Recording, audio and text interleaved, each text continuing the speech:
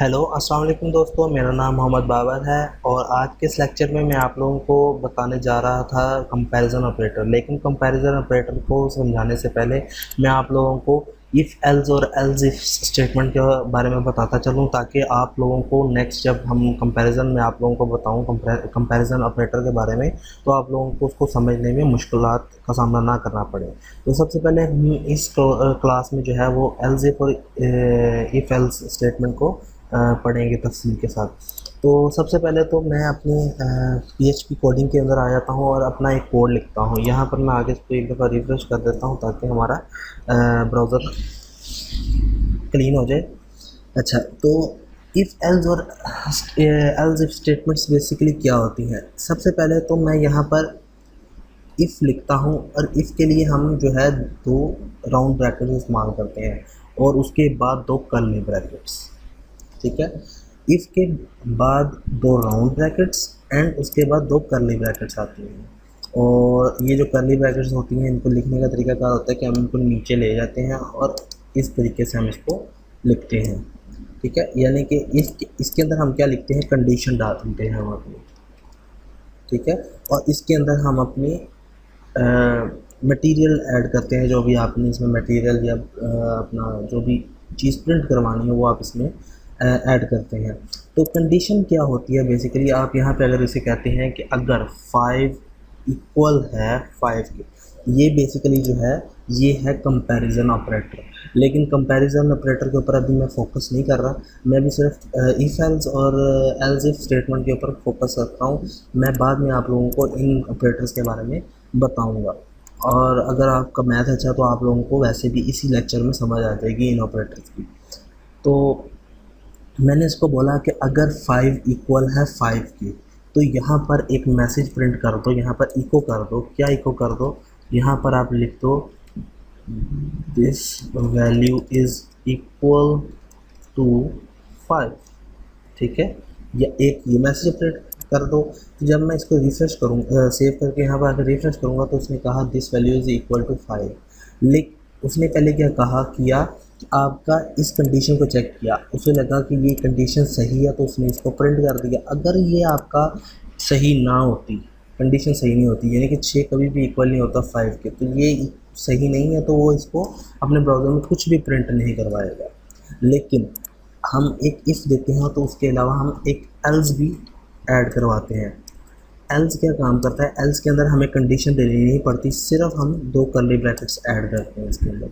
Curly brackets में क्या आएगा, इस इफ़ कंडीशन चेक करेगा। अगर तो हमारा ये कंडीशन सही है, ट्रू है, तो वो इसको रन कर देगा, प्रिंट कर देगा ब्राउज़र में। अगर नहीं है तो वो इस वैल्यू को रन करेगा, प्रिंट कर देगा अपने ब्राउज़र में।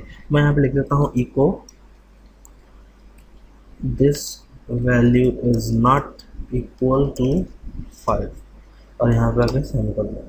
अब देखो बेसिकली क्या है कि हमारी कंडीशन फॉल्स है, तो वो इसको रिजेक्ट कर देगा, इस कंडीशन इसको प्रिंट नहीं करवाएगा बल्कि इसको प्रिंट करवा देगा। सेव करके यहाँ पे अगर रिफ्रेश करते हैं तो ये देखा this value is not equal to 5। और अगर मैं इसको 6 को बराबर कर देता हूँ 6 के, सेव कर लेता हूँ और यहाँ पर अगर रिफ्रेश करता हूँ तो ये कह देगा this value is equal to 5। अच्छा, बेसिकली क्या है, हमने तो अब वहाँ पे 6 लिखा है, तो मैंने उसको यहाँ पे लिखा ज़रूर है 6, लेकिन यहाँ पे मैंने लिख दिया this value is equal to 5। तो उसने इस चीज़ को प्रिंट करवा दिया। यहाँ से उसने कंडीशन देखी सही है कि, और यहाँ पे आके उसने हमारा मैसेज शो करवा दिया। चाहे यहाँ पे 7 इक्वल हो 7 के, यहाँ पे 5 ही लिखा रहेगा क्योंकि हमारा इसमें हमने ऐड ही एक चीज़ करवाई है। तो ये था हमारा इफ़ एल्स स्टेटमेंट।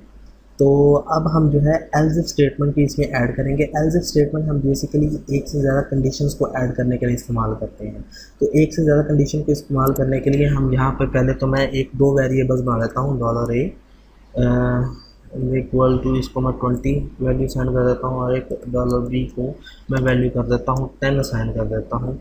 अब इनके लिए मैं कंडीशंस अप्लाई करूँगा। यहाँ पर इफ़ के अंदर कंडीशन ये दे देता हूँ कि $a अगर बड़ा है $b से। मैं सोच रहा हूँ कि अगर $a यानी कि a की वैल्यू अगर बड़ी है b से, तो यहाँ पे क्या वैल्यू साइन करवा दो, दिस वैल्यू इज़, नहीं सॉरी, यहाँ पे लिख देता हूँ a is greater than B. ठीक है, यहाँ पर आ गया।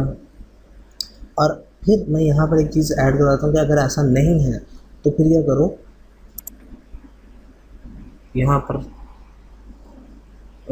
एक और चीज़ ऐड करवाता हूँ, इफ़ एल्स इफ। ठीक है, ये एक और चीज़ है कि आप एक और कंडीशन इसमें ऐड करवाना चाहते हो। एल्स इफ के अंदर आप एक और कंडीशन ऐड करवा सकते हो। वो क्या आप ऐड करवाना चाहते हो कि अगर डॉलर ए छोटा है डॉलर बी से।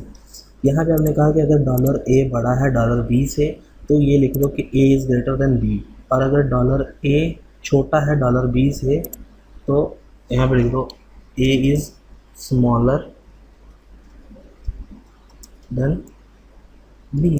ठीक है, अब इसके अलावा आप ये चाहते हो, या मैंने उसका कहा है कि अगर ए बड़ा है बी से तो ये शो कर दो, ए छोटा है बी से तो ये शो कर दो। और मैं एल्स में लिख देता हूँ अगर इन दोनों में से कोई ऐसी चीज़ नहीं है, यानी कि अगर ना तो वो बड़ा हो ना ही छोटा हो, यानी कि एक दूसरे के बराबर आ जाते हैं, तो मैं यहाँ पे सिर्फ एल्स की स्टेटमेंट यहाँ पर ऐड कर देता हूँ। और इसकी हम कंडीशन नहीं देते, जैसे कि मैं पहले भी बता चुका हूँ। तो इसमें मैं क्या करूँगा, सिंपल यहाँ पर आके लिख दूँगा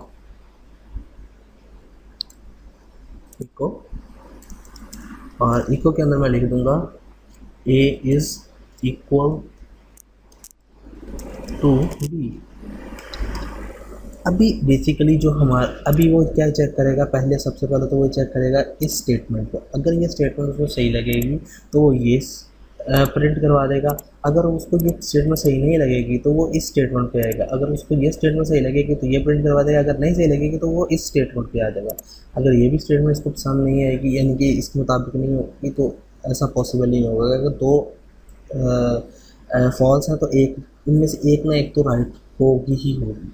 तो अब क्या है कि यहाँ पर अगर अभी फिल वक्त जो है वो ये वाली स्टेटमेंट ट्रू हो रही है कि ए बड़ा है बी से, ए बड़ा है बी से, तो ये आएगा ए ग्रेटर देन बी। मैं इसको सेव कर लेता हूँ। यहाँ पर अगर रिफ्रेश करता हूँ तो A is greater than B आ रहा है। और अगर मैं ए की वैल्यू बी के वैल्यू के बराबर कर देता हूँ तो हमारे पास आएगा A is equal to B, क्योंकि ना तो ये स्टेटमेंट ये कंडीशन ट्रू हो रही है, ना ये कंडीशन ट्रू हो रही है। ये कंडीशन हमारे पास अब आएगी, तो a is equal to B. लेकिन अगर मैं इसकी वैल्यू 30 कर देता हूँ तो हमारे पास ये स्टेटमेंट लिखी हुई आएगी। तो बेसिकली इसी लेक्चर में मैंने आपके कंपैरिजन ऑपरेटर भी तकरीबन कंप्लीट करवा दिया, लेकिन फिर भी मैं इससे भी ज़्यादा कंपैरिजन ऑपरेटर जो मज़ीद कंपैरिजन ऑपरेटर हैं उसके लिए मैं अलग से एक लेक्चर बनाऊँगा। उसको अंदर आपको बताऊँगा। ये बेसिकली कंपैरिजन ऑपरेटर्स हैं हमारे, कंपैरिजन। और ये हमारे इफ़ एल्स और एल्स स्टेटमेंट हैं। ठीक है, तो मुझे उम्मीद है कि आप लोगों को इसकी समझ आई है। तो इंशाल्लाह नेक्स्ट क्लास में मुलाकात होती है नेक्स्ट लेक्चर के साथ। तब तक के लिए मुझे इजाज़त दें। अल्लाह हाफ़िज़।